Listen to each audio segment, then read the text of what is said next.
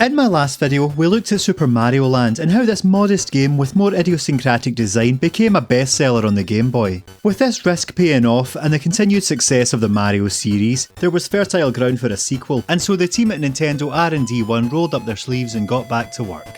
Helmed once again by Gunpei Yokoi, producer of the original, and still done out of sight of Shigeru Miyamoto, they continued experimenting with different concepts, resulting in Super Mario Land 2, 6 golden coins. However, in the wake of Super Mario Land, the magnum opus of Super Mario World had arrived on the SNES, revolutionising the genre and defining the mascot's career up until that point. There was undoubtedly then some extra pressure on their shoulders to live up to its legend. In his second Game Boy outing, there's once again no Peach to save. There isn't even a Daisy.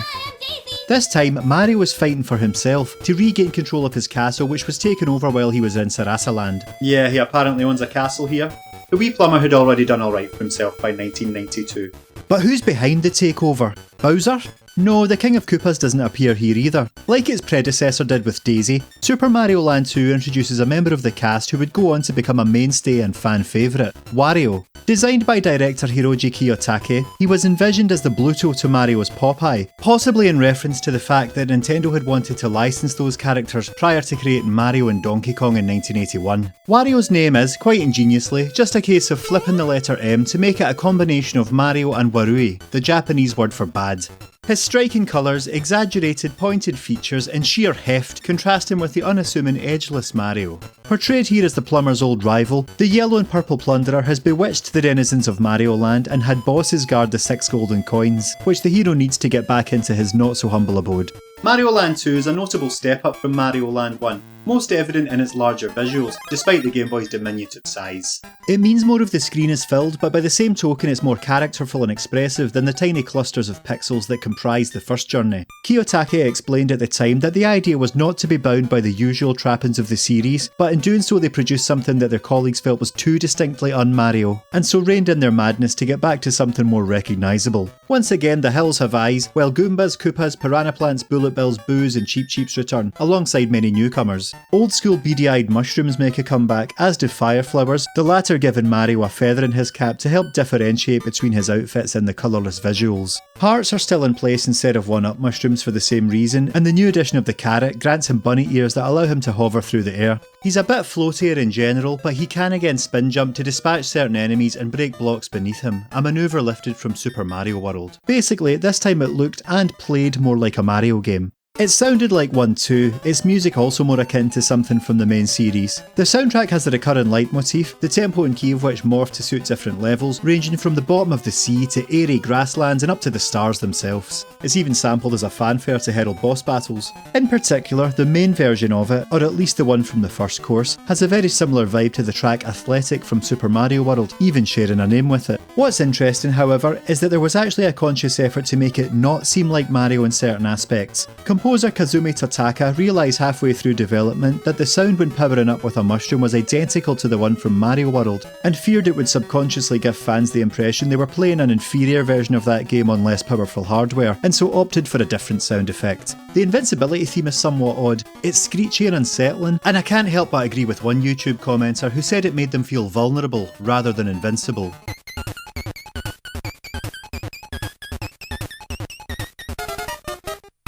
This is also one of the earliest titles to contain Totaka's song, a curious little melody that the composer has snuck into many of the projects he's since worked on, and which plays on the Game Over screen after 2.5 minutes.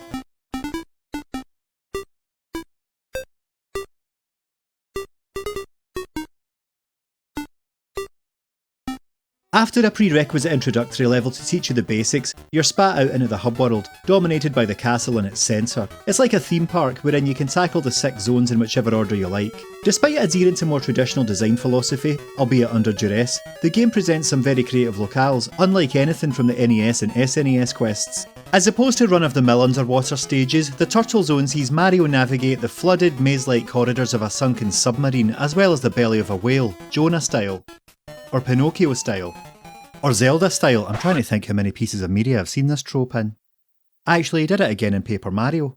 Anyway, the Space Zone has Astronaut Mario do both incredibly high jumps or straight up float through the air indefinitely. This mutation of platform and DNA is a neat change of pace. You aren't just doing a quick straightforward bop on an enemy's head anymore, you've got a low gravity trajectory to consider. Tatanga's back for revenge here too, a little nod to the previous game. This was actually Mazza's first of multiple visits to the moon. He'd go again 12 years later in Paper Mario The Thousand Year Door, which I looked at in a recent video, and return once again 13 years after that in Odyssey, which made a literal song and dance about his lunar landing. I actually did a video for the BBC about the history of the moon in gaming years ago. I'll link that one on screen and in the description. The tree zone has levels ranging from scrambling over its roots, schlepping through its sap-filled trunk, leaping across its leafy heights and infiltrating a beehive, which is home to foes that are all variations of said insects, including larvae, drones wearing skulls, and chonky ones who fill the role of thwomps. It all culminates in a boss battle with the bird who nests at the top. I love this thematic progression throughout an entire world, something we hadn't really seen in the series before. In the macro zone, Mario makes like a borrower and explores the nooks and crannies of a house, clambering over piles of books and through a fireplace. While the perplexing Mario zone involves the plumber scaling a huge mechanical likeness of himself, manned by toy soldiers, jack-in-the-boxes and ball-rolling teddy bears, with the three little pigs serving as the final bosses. When I first saw the ground here, I was like, Lego! They're all made of f***ing Lego. But these are actually N and B blocks, a similar product made by Nintendo and which Gunpei Yokoi had a hand in creating. They've made cameos in other games too, seemingly lining Blue's gym in Pokemon Gold and Silver. It all feels quite Disney, exploring this theme park of fairy tale-esque settings populated by offbeat cartoony characters that feel like they've wandered in from another series. Saying that, Castle of Illusion starring Mickey Mouse had featured suspiciously similar levels and enemy designs 2 years earlier.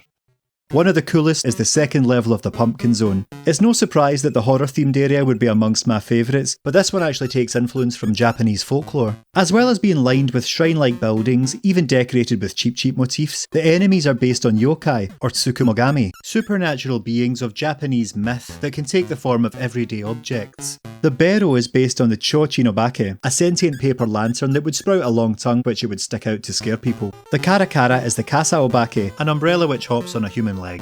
The Kyororo stem from Hitotsumi Kozo, entities resembling bald, cycloptic young boys, again with long tongues, who would naughtily run around frightening people. Finally, the Fireball Boy is likely a Hitodama, basically the Japanese equivalent of Will-o'-the-Wisp, a mysterious fiery apparition said to be a lost soul or fairy-like entity. In reality, it's most likely bioluminescence, like that of fireflies, or decay and combusting plant matter. This all went over my wee Scottish head when I played it as a kid, but rediscovering this haunted monastery as a grown-up Japanophile and lover of real-world cultural inspirations was an absolute delight. There are Western horror influences at play here too, including a straight-up Dracula-esque vampire that unleashes bats at Mario in which I had absolutely no memory of, so was quite taken aback when I came up against it this time. That's not to mention the Jason Voorhees-style ghouls wearing hockey masks with knives sticking out of their heads, literally named after the Friday the 13th killer in other localizations. The Pumpkin Zone's boss is even a stereotypical wicked witch, guarded by enchanted broomsticks and wriggling newt tails, seemingly a potion ingredient. I love the twists on common baddies too, like the Aqua Goomba, hilariously unrecognisable in their diver helmets, as well as ghost-type variants, and the Noko Bombette, reportedly an evolution of Nokobon, or Bombshell Koopas, from the first release. This might sound like a daft comparison, but do you know what Super Mario Land 2 reminds me of in retrospect? Traversing a new Pokemon region, in which a lot of creatures make their debut, alongside returning familiar faces. Obviously every Mario adventure has introduced new enemies, especially during these formative early years when things were still being established, but the unconventional ones that inhabit this realm really give it a unique identity. The end of each level consists of trying to hit a bell hanging above the exit doorway, yet another repackaging of the flagpole mechanic. However, like in Super Mario World, there are occasionally hidden alternative exits that will take you to secret stages, something that would instruct the spin-off series that came afterwards, but that's for another video. On that note though, the very last challenge here, in which Mario storms his own corrupted castle to defeat Wario, is deceptively taxing with some quick reactions required, and which actually borders on being unfair at certain points. Quite fitting then that the music sounds more like something from Castlevania.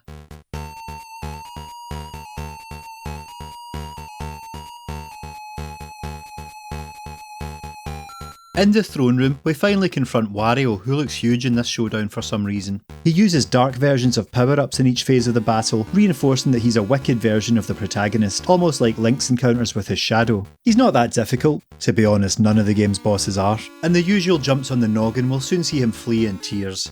The castle is restored, and promptly never mentioned again, nor is Mario's bizarre private island. He must have fallen on tough times in the years that followed, as he's later living in a wooden shack and then an unpretentious bungalow with his brother. Recession hit the Mushroom Kingdom hard. I remember I used to love the ending music as a kid and would let it ring out for ages upon completion. Now it's just getting on my tits as it plays in the background as I'm writing this. To be young. Where Super Mario Land feels like a rushed bare-bones attempt, maybe for the sake of having a Game Boy launch title with such branding, Super Mario Land 2 comes across as a more considered approach in terms of harnessing the Mario magic, reimagining his small screen aesthetic to better match the beloved home console series. So much of it has stuck in my head from childhood, but a lot of the memories had also faded through the decades since, to the point there was a surprise around every corner during this playthrough. And even if the devs' boundless creativity was quashed a little by unconvinced onlookers, they still managed to imbue it with such a bespoke sense of character that makes it a charming experience all these years later. That's really why the two Mario Lands are quite special. They're irreverent oddities that exist in their own little microcosm on the Game Boy, barely impacting or influencing the series since, particularly in the case of Super Mario Land 2. It might be unfairly overlooked, but that's not to say it wasn't successful, as it sold a respectable 5 million copies in its initial run, and has since become the 5th best-selling Game Boy title of all time. At over 11 million sales, it sits behind the original Super Mario Land, which had the advantage of being bundled with the handheld, and boasts over twice the amount of sales as the 6th placed Dr. Mario. Another instalment was therefore inevitable, but continuing in the spirit of freedom, they decided to take things in yet another direction. Make sure you watch next time to find out how a certain villain took on a life of his own.